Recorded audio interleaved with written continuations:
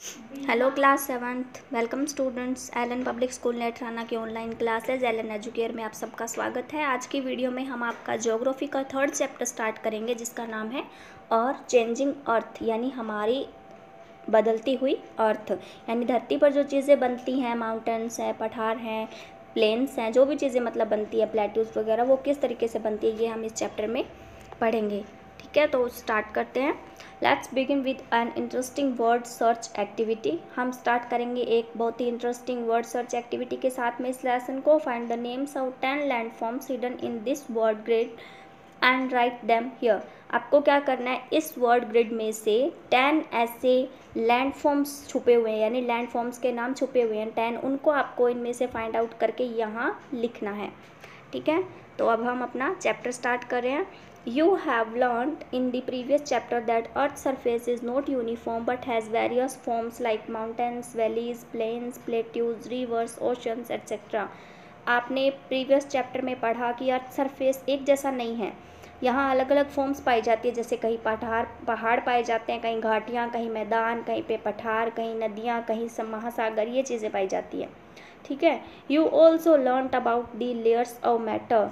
You also learnt about the layers of matter inside the Earth's surface present in solid, semi-solid states under extreme heat and pressure. आप ये भी जानते हैं कि धरती के अंदर अलग अलग मैटर्स की अलग अलग लेयर्स पाई जाती हैं। कुछ तो क्या होती हैं, सॉलिड यानी कि कठोर अवस्था में पाई जाती हैं, कुछ सेमी सॉलिड यानी कम कठोर होती है उनसे, और क्या पाया जाता है, बहुत ही ज़्यादा हीट और प्रेशर पाया जाता है। You saw that changes on earth surface occur due to external forces. आप देखते हो कि जो भी बदलाव धरती के ऊपर सरफेस पर पाए जाते हैं वो एक्सटर्नल फोर्सेस की वजह से भी होते हैं। जैसे सनलाइट की वजह से भी कुछ चेंजेस आ जाते हैं, हवा की वजह से भी, पानी की वजह से भी, टेम्परेचर की वजह से भी, और वेरिएशंस की वजह से भी, etc. And certain internal forces generated due to movements in the earth's crust and heat and pressure. और इसी तरीके से कुछ इंटरनल फोर्सेस भी होते हैं जो मूवमेंट्स अर्थ के क्रस्ट के अंदर मूवमेंट्स को एक्सप्रेस करते हैं, जनरेट करते हैं। हीट की वजह से, हीट और प्रेशर दोनों उसमें हेल्पफुल होते हैं। The external forces are called exogenic forces. जो एक्सटर्नल फोर्सेज होते हैं वो एक्सोजेनिक फोर्सेस कहलाते हैं, वाइल द इंटरनल फोर्सेस को कहा जाता है endogenic forces. The following chart shows the various forces acting with in and outside the earth. ये जो चार्ट आप नीचे देखोगे ये जो है वो अलग अलग तरीके के फोर्सेस को शो करता है, जो धरती के अंदर होते हैं वो भी, और जो धरती के बाहर आउटसाइड होते हैं वो भी। तो अब हम इस चार्ट के थ्रू देखते हैं अर्थ्स मूवमेंट, यानी अर्थ में मूवमेंट किस तरीके से होती है। ये एंडोजेनिक फोर्सेस हैं और ये एक्सोजेनिक फोर्सेस हैं। इसमें आता है सडन मूवमेंट और स्लो मूवमेंट, और इसके अंदर आता है इरोजनल एंड डिपोजिशन, यानी कि अपरदन और कहीं जाकर जमाव हो जाना। इसमें आते हैं सडन मूवमेंट में जैसे अर्थक्वेक है, वोल्केनो है, और स्लो मूवमेंट में आते हैं टेक्टोनिक मूवमेंट्स। फिर इरोजनल और डिपोजिशन में आते हैं वाटर, वेव्स, आइस और विंड। अब हम सबसे पहले हमारा चैप्टर स्टार्ट करेंगे एंडोजेनिक फोर्सेस से। The word endogenic means internal process and phenomena that occur beneath the earth surface. जो वर्ड इंडोजेनिक है उसका मतलब है इंटरनल प्रोसेस, यानी अंदर होने वाली प्रक्रिया, प्रोसेस, और वो अद्भुत घटना जो कि धरती के सरफेस के नीचे उसके अंदर घटित होती है। Sudden movements can cause earthquakes and eruption of volcanoes. इस तरीके अचानक होने वाले मूवमेंट्स यानी सडन मूवमेंट्स किसका कारण बनते हैं, भूकंप का कारण और वोल्केनो के यानी कि ज्वालामुखी के विस्फोट का कारण बनते हैं। While slow movements can cause formation of mountains, plateaus और वैलीज। जबकि स्लो मूवमेंट जो होती है वो उससे बनते हैं पहाड़, पठार और घाटियाँ। We know that the Earth's crust is made up of a number of tectonic plates which are in constant motion. हम जानते हैं कि अर्थ की जो क्रस्ट है वो बहुत सारे टेक्टोनिक प्लेट्स से बनी हुई है और इसके अंदर निरंतर मोशन चलता रहता है, यानी निरंतर क्रियाएं चलती रहती हैं। As it floating on a viscous bed, as it floating on a viscous bed, जैसा कि मतलब ये चिपचिपा सा जो बेड होता है उस तरीके से ये फ्लोट करता है। When you place a paper paper plate in a beaker half filled with water and heat the beaker on a stove. You will see the plate moving about in the water as it heats up. आप क्या करेंगे, जब आप एक paper plate को यानी कि एक रखेंगे, आप पेपर प्लेट को एक बीकर के ऊपर रखेंगे और उस बीकर में आप उसको आधा पानी से भर देंगे और फिर उसे स्टोव पर रखकर गर्म करेंगे, तो you will see the plate moving about in the water as it heats up. तो क्या देखेंगे कि प्लेट क्या करती है, मूव करती है। क्यों करती है? क्योंकि पानी जब गर्म होता है तो उससे हीट ऊपर उठती है, हीट की वजह से। This indicates that when the water was heated a current was generated in it. ये इससे ये इंडिकेट होता है कि जब पानी गर्म होता है तो उसके अंदर से एक करंट जनरेट होता है which made the plate move, जो कि उस प्लेट को मूव करने में हेल्प करता है या उसे मूव करवाता है। Similarly, the outer core of the earth is in a semi-liquid molten state. इसी तरीके से जो आउटर कोर है अर्थ का यानी बाहरी जो सरफेस है वो सेमी लिक्विड मोल्टन स्टेट में पाया जाता है, पिघली हुई अवस्था में पाया जाता है। As heat is generated by radioactive decay of elements like uranium, thorium and potassium, जो कि क्या जनरेट करता है, जो रेडियो एक्टिव जो नष्ट हो चुके एलिमेंट्स होते हैं उनकी वजह से जो रेडियो एक्टिव जनरेट होता है जैसे कि यूरेनियम, थोरियम और potassium. This heat is transferred upwards to warm the mantle. ये हीट क्या करती है, गर्म को अपवर्ड ऊपर की तरफ मेंटल को गर्म करने में ट्रांसफ़र करती है, causing it to circulate slowly, और ये सर्कुलेट धीरे धीरे चलता है। This movement then applies force on the crust tectonic plates above. फिर ये मूवमेंट क्या करता है, अपना फोर्स क्रस्ट के टेक्टोनिक प्लेट्स पर लगाता है, making them move a very slowly, और फिर ये इन्हें धीरे धीरे बहुत ही स्लोली मूव करवाता है, बट कंटिन्यूसली, लेकिन लगातार। ये जो प्रक्रिया होती है, जो स्लो मूवमेंट होती है, वो मतलब होती धीरे धीरे है लेकिन लगातार चलती रहती है, एक निरंतर चलने वाली प्रक्रिया होती है। अब हम सबसे पहले पढ़ेंगे टेक्टोनिक एक्टिविटी के बारे में। Earth's crust comprises out 20 lithospheric plates of varying size and shapes. Earth की क्रस्ट के अंदर लगभग 20 लिथोस्फेरिक प्लेट्स पाई जाती हैं, सभी अलग अलग साइज और अलग अलग शेप्स की। ईच लिथोस्फेरिक यानी tectonic plate is composed of a layer of oceanic crust और continental crust and an outer layer of the mantle. हर एक जो टेक्टोनिक प्लेट होती है उसके अंदर एक तो ओशनिक क्रस्ट या लेयर पाई जाती है और एक कॉन्टिनेंटल क्रस्ट या लेयर पाई जाती है और एक आउटर लेयर पाई जाती है जो मेंटल होती है, मेंटल की बनी होती है। Lithosphere plates are estimated to be about 100 kilometre thick. ऐसा अनुमान लगाया जाता है कि जो लिथोस्फेरिक प्लेट्स हैं वो लगभग 100 किलोमीटर तक मोटी होती हैं। दीज प्लेट्स के keep shifting and sliding at a very slow speed of a few millimeters in a year in various directions. These plates keep shifting. ये प्लेट्स शिफ्ट होती हैं, स्लाइड करती हैं बहुत ही स्लो स्पीड में, लगभग एक साल के अंदर ये फ्यू मिलीमीटर्स ही किसी दिशा में खिसक पाती हैं। The movement of these plates is commonly known as tectonic activity. इन प्लेट्स की इस मूवमेंट को ही टेक्टोनिक एक्टिविटी कहा जाता है। The movement of these tectonic plates can be classified into 3 types. In tectonic plates की मूवमेंट की एक्टिविटी को 3 टाइप्स में डिवाइड किया गया है। जो सबसे पहले है ट्रांसफॉर्म बाउंड्रीज, ठीक है, यानी कि इनकी बाउंड्री कैसे ट्रांसफॉर्म होती है। The sideways movement of 2 plates along side each other is called transform boundary. This movement does not create और डेस्ट्रॉय द सरफेस लैंडफॉर्म। ये देखिए जिस तरीके से माना कि ये दो साइडवे, ये दो चीज़ें हैं, दो प्लेट्स हैं जो पहले इक्वल थी, इस तरीके से मान लीजिए बराबर थी, बाद में इनके अंदर हल्की सी मूवमेंट हुई और ये ट्रांसफॉर्म, ये इधर खिसक गई और ये इधर रह गई, ठीक है। तो इस वजह से ना तो कोई क्रिएशन होता है, ना तो कोई चीज़ बनती है और ना ही किसी चीज़ का नुकसान होता है धरती के सरफेस पर। ये एक नॉर्मल एक्टिविटी है जिसे ट्रांसफॉर्म बाउंड्रीज कहते हैं, यानी सिर्फ इनकी बाउंड्रीज ट्रांसफ़र होती है, बदलती हैं, ठीक है। सेकेंड है divergent boundaries. When 2 plates drift apart, they may form a rift valley. This movement is called divergent boundary. इसके अंदर क्या होता है कि 2 प्लेट्स ड्रिफ्ट अपार्ट यानी एक दूसरे की विपरीत दिशा में खिसकती हैं। इस तरीके से इनके अंदर जब एक्टिविटी होती है तो ये इधर और इधर एक दूसरे की विपरीत दिशा में खिसकती हैं और इस वजह से एक घाटी का निर्माण हो जाता है इनके बीच में, यानी यहाँ एक दरार पड़ जाती है। This movement is called diversion boundary. इसे क्या कहा जाता है, जैसे कि बाउंड्री को डिवाइड करना, जैसे बीच में ये डिवाइड कर देता है, 2 हिस्से कर देता है, इसलिए इसको डिवर्जन बाउंड्री कहा जाता है। उसके बाद है कन्वर्जन बाउंड्रीज।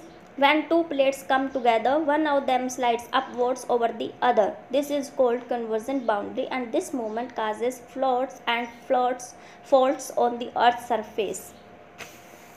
तो जब 2 प्लेट एक साथ होती हैं, ठीक है, उनमें से एक क्या करती है, ऊपर की तरफ ऊपर से स्लाइड कर जाती है, फिसल जाती है, और तो वहाँ पे कन्वर्जन बाउंड्री होती है। जैसे आप देख पा रहे हो ये 2 प्लेट्स है, ये पहले बिल्कुल इक्वल थी, लेकिन इसमें से एक ऊंची रह गई और एक ने नीचे की तरफ स्लाइड कर दिया।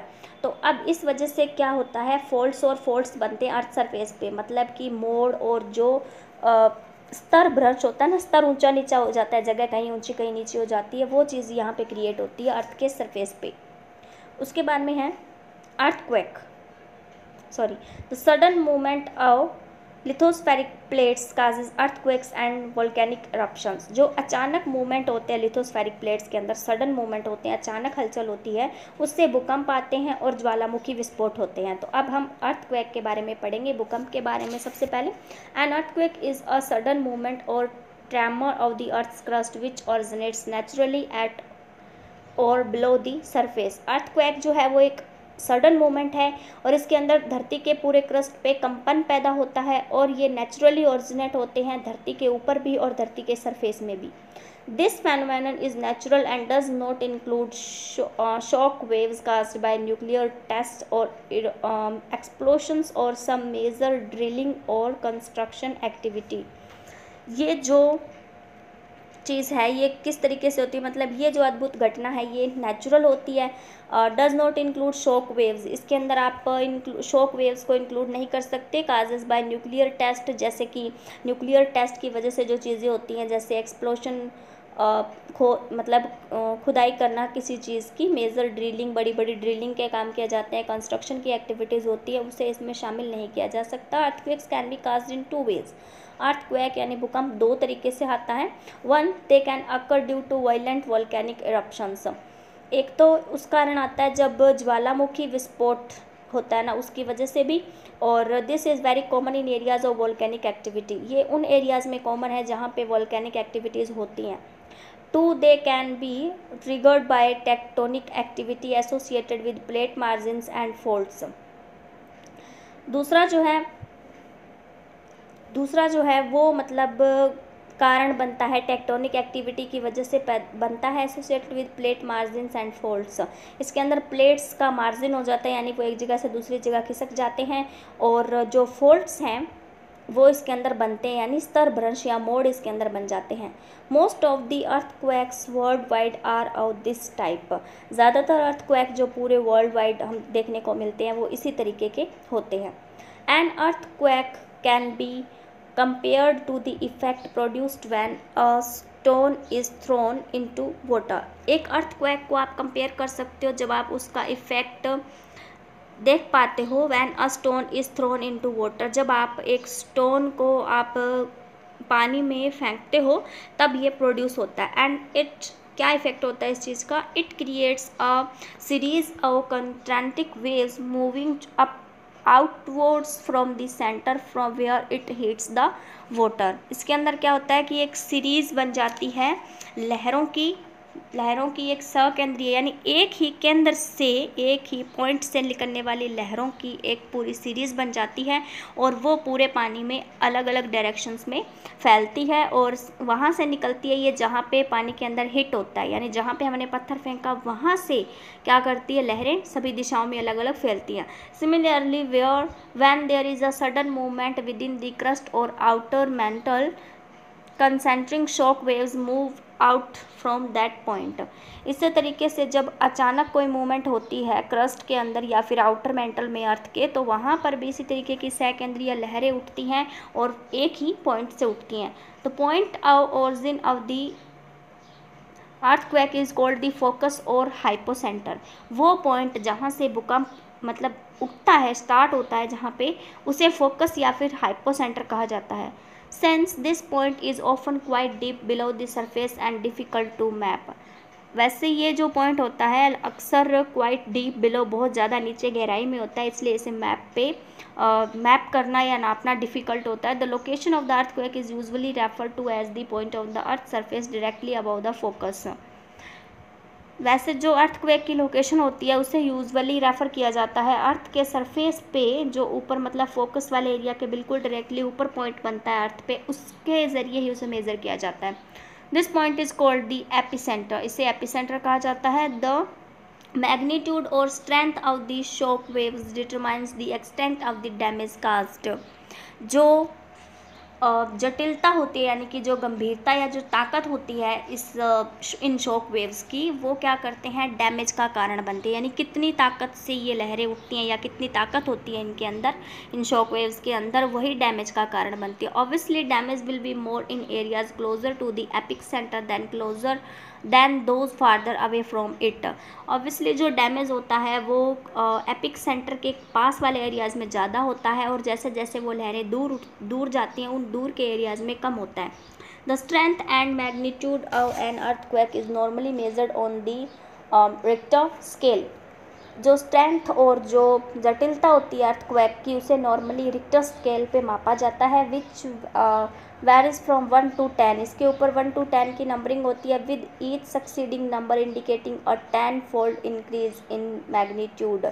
जो मतलब 1 से 10 तक होते हैं और हर एक नंबर इंडिकेट करता है 10-fold इंक्रीजिंग को, ठीक है, यानी कि इसकी शक्ति एक बार में 10 गुना होती है। Hence an earthquake measuring 7 on the Richter scale will be 10 times stronger than the one measuring 6। अगर कहीं पे अर्थक्वेक 7 मेजर किया जाता है, नापा जाता है रिक्टर स्केल से, तो वो ना 6, अगर किसी जगह पे 6 नंबर पे मेज़र किया गया है तो उससे 10 times स्ट्रॉन्गर होगा, 10 गुना ज़्यादा ताकतवर होगा। When an earthquake occurs with its epicentre on the ocean floor, जब एक अर्थक्वेक मतलब उसका एपिसेंटर अगर ओशन फ्लोर पे होता है, समुंदर के फर्श पर होता है, it triggers huge oceanic waves called tsunamis. तो ये किसका कारण बनते हैं, ये कारण बनते हैं बहुत बड़ी बड़ी समुद्री लहरों के उठने का, जिसे हम सुनामी कहते हैं। That can be a high as 30 to 40 metres when they strike coastal areas. ये 30 से 40 मीटर तक ऊंची उठती हैं जब ये तटीय इलाकों से टकराती हैं, यानी जब ये महासागर के तट से टकराती हैं तो ये 30 से 40 मीटर तक ऊपर उठती हैं। अब हम देखेंगे वोल्केनो के बारे में, यानी ज्वालामुखी। A volcano is an opening or rupture on the earth's crust which allows hot molten rock magma ash and gases to escape from below the surface. Volcano जो होता है वो एक ओपनिंग यानी कि खुला और अर्थ की क्रस्ट को तोड़ता है, विच अलाउज हॉट, जिससे जो गर्मी को अलाउ करता है, मोल्टन रॉक यानी मेग्मा जिससे बाहर निकलता है, ऐश निकलती है, गैसेस निकलती है, escape from below the surface, धरती के सरफेस में से। The lava flowing out of a volcano has a very high temperature. जो लावा मतलब वोल्केनो से बहकर बाहर आता है वो बहुत ही हाई टेम्परेचर में होता है। It Burns everything in its path, इसके रास्ते में आने वाली हर चीज़ को ये जला देता है। This lava later cools to form igneous rocks, बाद में ये लावा ठंडा होकर इग्नेशियस रॉक्स का निर्माण करता है। अब हम देखेंगे endogenic forces and their effects, endogenic forces और उनके effects. Let's now see how the slow movements of the lithospheric plates cause changes on the earth surface. देखेंगे कि किस तरीके से स्लो मूवमेंट्स लिथोस्फेरिक प्लेट्स की स्लो मूवमेंट जो होती है, धीरे धीरे उनके अंदर जो बदलाव आता है वो किस तरीके से अर्थ के सरफेस को बदल देता है। The great mountain system of earth, जो ग्रेट माउंटेन सिस्टम है अर्थ के ऊपर, लाइक द हिमालयाज बनते हैं, are a product of the collision of lithospheric plates. वो किसका प्रोडक्ट है, वो जैसे मतलब संघर्ष होता है, आपस में टक्कर होती है लिथोस्फेरिक प्लेट्स में, तो उसका प्रोडक्ट है, यानी उसके निष्कर्ष के रूप में बनता है। Similarly the huge trenches found on the ocean floor, उसी तरीके से जो बड़ी बड़ी ट्रेंचेस, खाइयाँ जो ओशन फ्लोर पर देखने को मिलती हैं, like the Mariana trench, are caused by plate interaction, यानी डिवर्जेंट बाउंड्रीज, ये बनते हैं प्लेट इंट्रैक्शन की वजह से। यानी कि जब डिवर्जेंट बाउंड्री, अभी हमने पीछे पढ़ा था डिवर्जेंट बाउंड्री क्या होती है, जब दोनों प्लेट्स इधर और इधर डिफरेंट डायरेक्शन में खिसक जाती हैं तो बीच में जो दरार पड़ती है उसकी वजह से, ठीक है। तो वैसे ही अब हम उसके बाद इस तरीके से ट्रेंचेस का निर्माण होता है। और जो स्प्रेडिंग, अब हम पढ़ेंगे स्प्रेडिंग जोन्स, जैसे rising through rifts in the crust, dense magma from the earth's interior creates a new surface on undersea mountain ranges.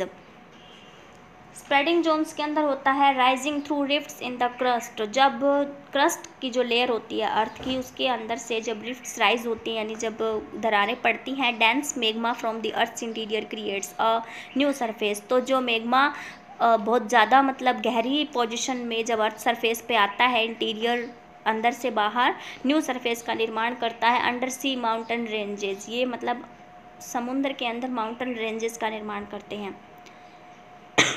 Subduction Jones क्या होते हैं?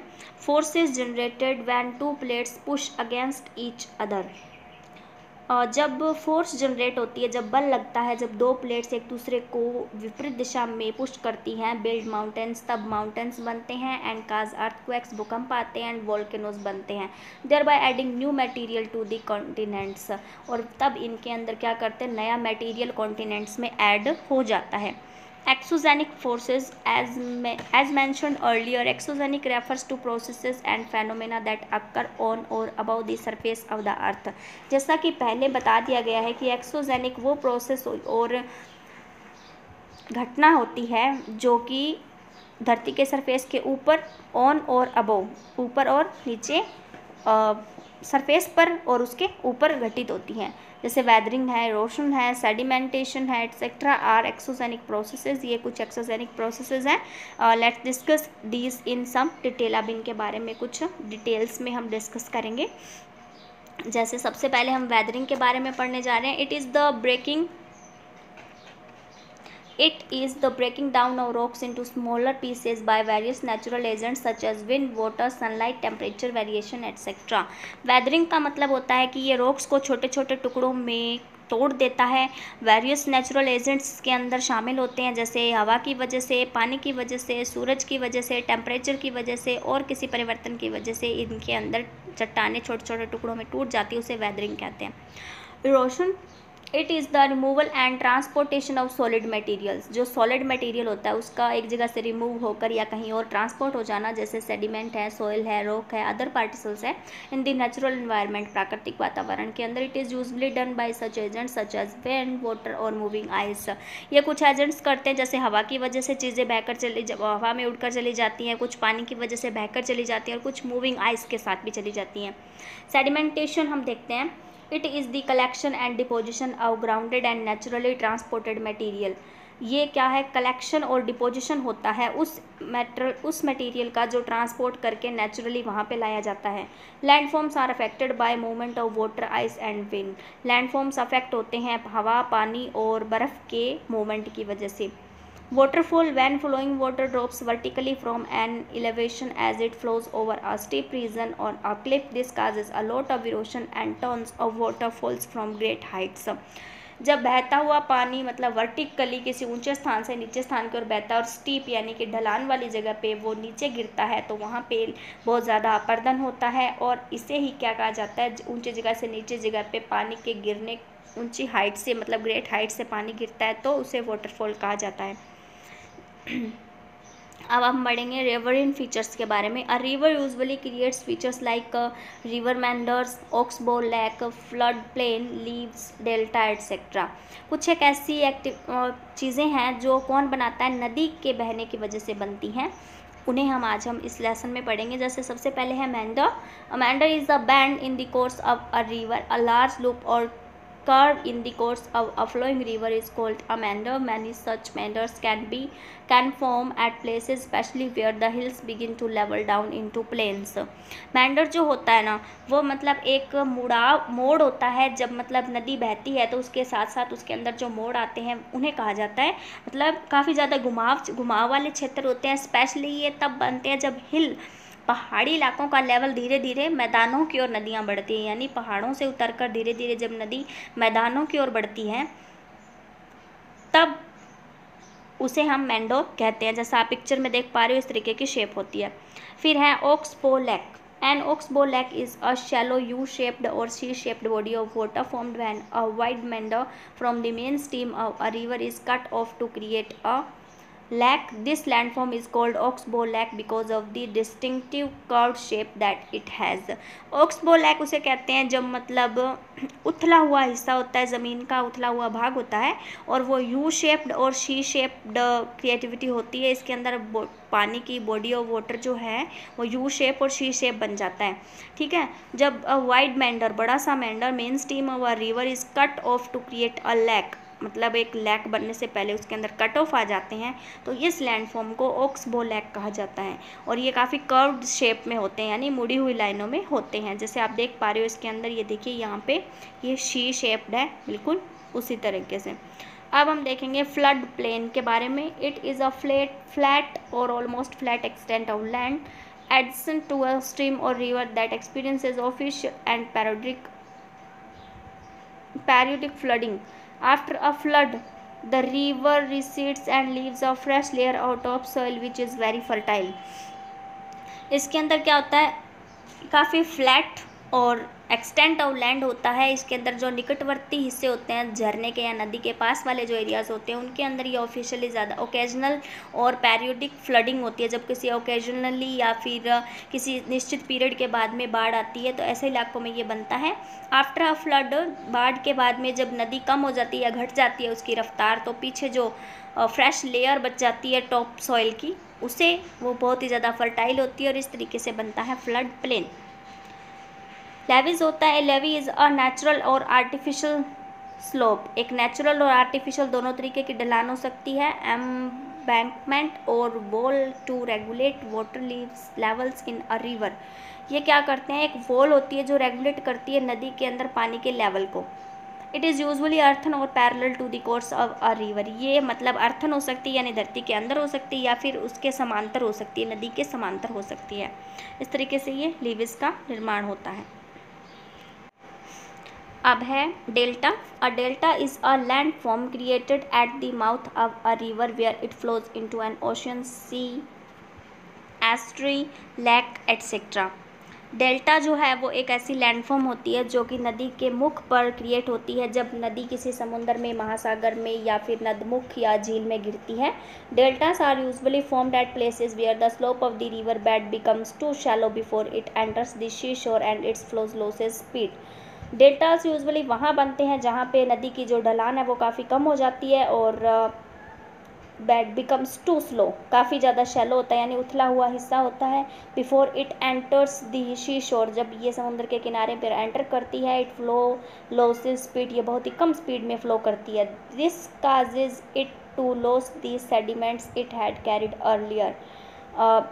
दिस काजेज, ये इस वजह से होता है क्योंकि loss of sediments it had carried earlier, इसके साथ में बहुत ही कम सेडिमेंट्स लाए जाते हैं। As the river flows in a relatively flat area, जब नदी सीधे मतलब फ्लैट एरिया में बहती है, it forms a number of distributaries or streams and the sediments keep collecting between the streams and form shallow islands. This entire area is called a delta. तो इसकी वजह से क्या बनते हैं, काफ़ी सारे डिस्ट्रीब्यूटरीज और स्ट्रीम्स, झरनों का निर्माण होता है। जो सेडिमेंट्स है वो कलेक्ट करके नदी अपने साथ जो लाती है वो वहीं पे जम जाते हैं उन शैलो आइलैंड्स पे, और इस पूरे एरिया को डेल्टा कहा जाता है।